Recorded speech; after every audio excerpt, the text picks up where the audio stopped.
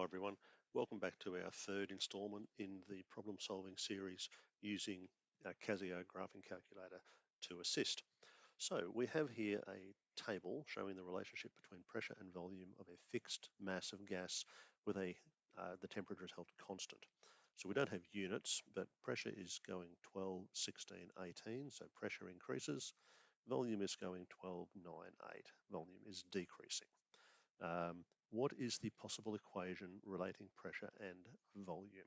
Well, if pressure is increasing and volume is decreasing, so if I was to do a little sketch, not sure why I'm in red there, but that's okay. So I might do volume here and pressure here, and I'll just be rough with this. So it looks like I need to go a volume up to about 12. So let's go, that's 10, and that's 20, 0 obviously, and about the same down here. This is a very rough attempt. So pressure 12, volume 12. So let's go to a point about there. Pressure 16, so a bit more. Volume 9, somewhere here. And pressure 18. Did I do that wrong? Pressure 16, yep, pressure 18, a bit further, and volume a bit less. Could be a straight line, could be a curve. I think I'm going to go with a curve. I think it wouldn't make sense to me that, you know, volume would disappear completely. So I'm going to try an inverse relationship. Let's see how we could go about modeling that. I'm going to try that volume is proportional to 1 over pressure. And that would mean volume would equal a constant divided by pressure. Now, let's get the calculator going and we'll see what we can do. For this one, I'm going to use the statistics app. And I get to do lots and lots of lists of numbers. My first list, I'm going to do the pressure variable. Oh, why did my OneNote run away then? Surprising. So pressure is going to be list 1, and we'll just enter the numbers here. 12, 16, 18. Use the arrows to jump over, and volume will be the corresponding numbers, 12, 9, 8. Now you can see we have a graph option here. I could have done this on the calculator instead of sketching it on OneNote. Now I have 3 different graphs, 1, 2, and 3, and I also have a settings button over here. I'm going to check the settings button. For stat graph number 1, it's a scatter graph, that's what I need, and the x coordinates are in list 1, which is right because I put pressure in the first list, and then list 2 is, so the default for graph 1 is good, but it's always important to check that. Sometimes, you might have done something different. So I'll pop out of that and I'll use graph 1. Now that looks a little bit like the graph I drew. I can change the view window, I think. I have to have shift view window, yes.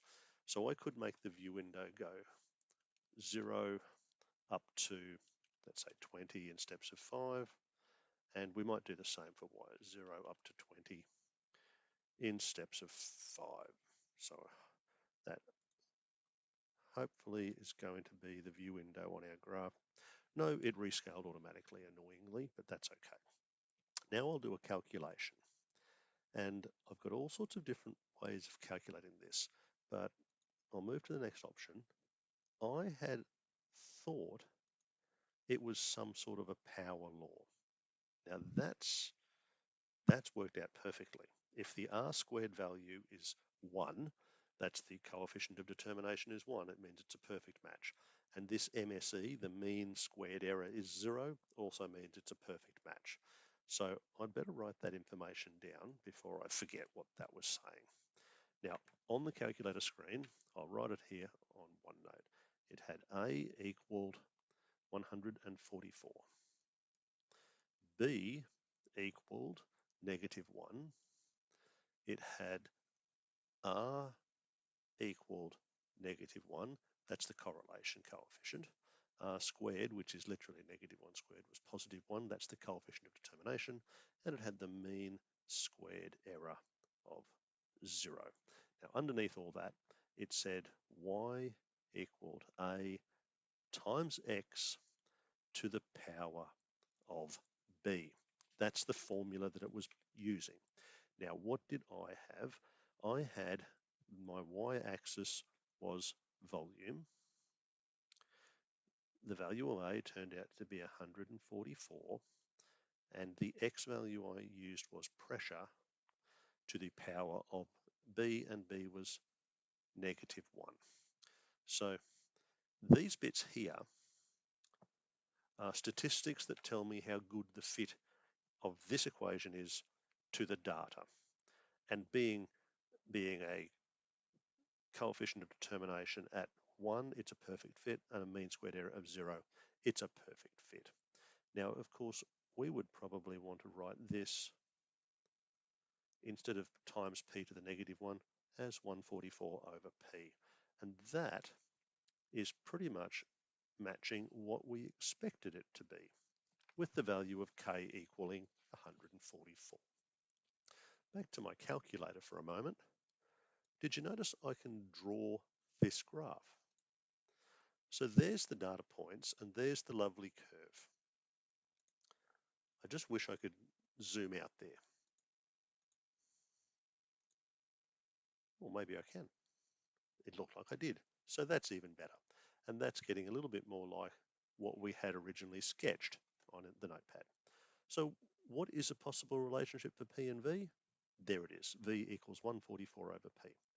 Use the equation to find the volume when the pressure is 72. Well, that's just straight out substitution, isn't it? So if volume equals 144 over 72, we were given P equaled 72, and that just comes to 2, whatever the units are. They didn't mention the units. What is the pressure when the volume is 3? So given that the volume is 3, we would have 3 equals 144 over P. So 3 times the pressure equals 144. So 3 into 14, that goes 4 times with 2 remaining, and that'd be 48, whatever units we would need. So we've answered those. And finally, sketch the graph. We did that right at the beginning, didn't we? So that's another lovely example of how we can use the graphing calculator to assist when we're doing